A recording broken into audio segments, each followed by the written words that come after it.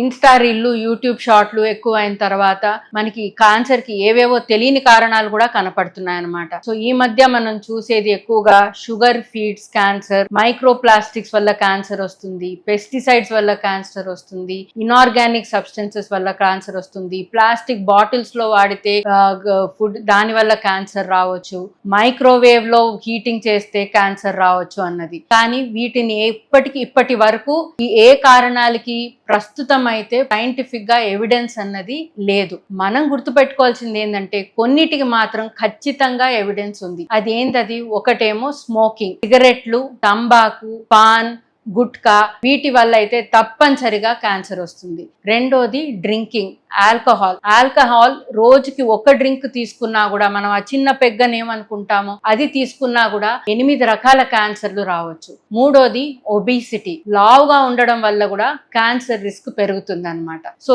ఈ ఇన్స్టాల్లో చూసే కారణాల కన్నా మన దేశంలో ఈ కారణాలు ఇంకా ముఖ్యం. స్మోకింగ్, ఆల్కహాల్, ఒబిసిటీ, ఈ 3 కారణాలు మనం గుర్తుపెట్టుకొని వీటిని నివారించడానికి ఏం చేయాలి అన్నది మనం ఆలోచించాలన్నమాట. Definitely don't smoke, no amount of drinking is safe, and daily exercise and a healthy diet is important to prevent cancers.